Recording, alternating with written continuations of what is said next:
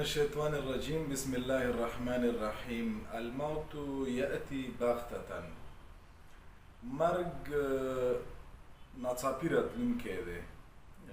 د ایران حکومت نن 3 تنه افغانان د نورو په شمول سهار 4 بجې اعدام کړل. د ایران حکومت دپاره دا څه نوې خبره نه ده.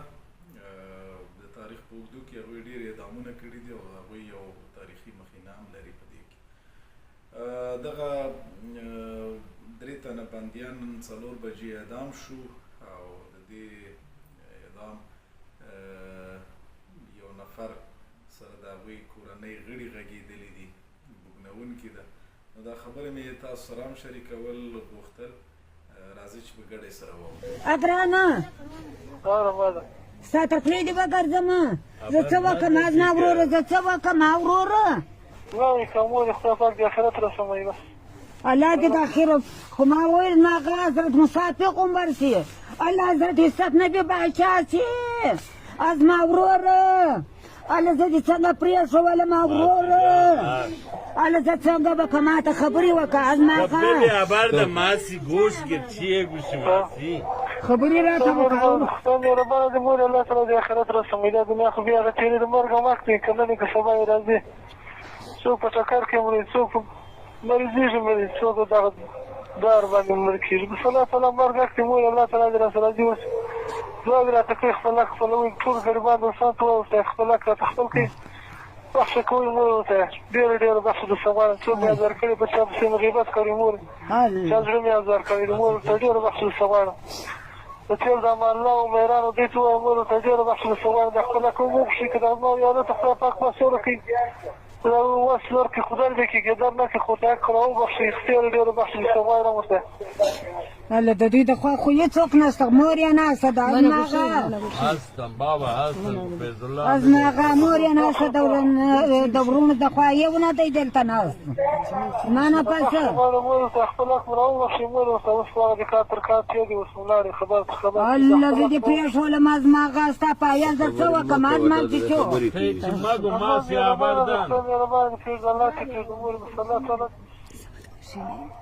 غټ یې کړه الله دواړې څنګه نه درته کوو، خو ما به دغه نارې ویلې زما هغه حضرت موسی پیغمبر سي، الله زما هغه حضرت عیسی نبي باچا سي، زما ګرانه الله ما بله خبره ستا سره کړې ده بې دغه دواړو. مهربانه توکل پر الله د خدای پاک دې آخرت راسوي مور. آخرت ښه دی تر دې دنیا باندې، دا دنیا خو بیا هغه تېرېږي، که نه دی که سبا وي، خو باید مرګ شو، مرګ وخت وي، مرګ شو، مرګ پیدا دی زموږ دپاره، موږ پیدا د مرګ دپاره. الله تعالی به زموږ قلم د هغه رقم لیکلی و مور، په دغه اعدام کې لیکلی په دې اعدام نور د سره نه بچېدی مور. د هغه الله څه درته وایم، الله تعالی دې عظمت راسوي مور، خدای پاک دې آخرت راسوي. بس دعا دې راته کوئ، خپل حق خپله کوئ. دغه نجلۍ چې مور یې ده چې د زړه زه خوښه وم مور یې هلته یې ورکړې. دغه هلک هم دغه مسعود ته ما وایي چې دغه لاس ونیسي، دغه خپل تر لاس هر ځای چې خوښه وه دغه خپل تر لاس سره کور ځای یې ورکړي، هر ځای چې زړه خوښه وه مرزا مور یې هغه ځای ته یې ورکړي. بس دغه نجونې د سترګو واړه هغه لوکان چې هره کم یې ګزاره یې کېږي مور. دغه نجونې د جاړې هم چې هره کم مور خوښه وه، جاړې باندې هم څوک څه درته وم مور بلا خو نه کار نه لري، ناستې دې سره ناستې ده، خو پر عیالو ناستې بلا کار ما نه پوهېږي، دا پوهېږي کار نه پوهېږي، عیالو نه پوهېږي. دا اکثر سرسایز دې سره نه کوم. دغه وروڼو ته مو ووایه چې ورته خپل نظر مه ځینې اړوئ، تاسو سره غزوي ترې راواخیستئ چا ته ووایم زما وروره دا اوس څه دې ته جاهله دې موجود دې ورته خپل نظر مه ځینې اړوئ، خپل تر نظر لاندې ګورئ، سړی لاس پر اچوئ. دا وتي هم دا دی ولا دی چې کفاران دا دی ناسته زما وروره ورته پروا به د هغه فکر مه کوه نو الله دغه دی خبر ماسي جان خبر مه ده، ته فقط خبر ده ګوش کړه یا بیا که زما وروره خبرې را سره وکړه، زما وروره خبرې را سره وکړه. ماسي دیگه چی مگو همه جاغه د دغې مړي ډېر زیات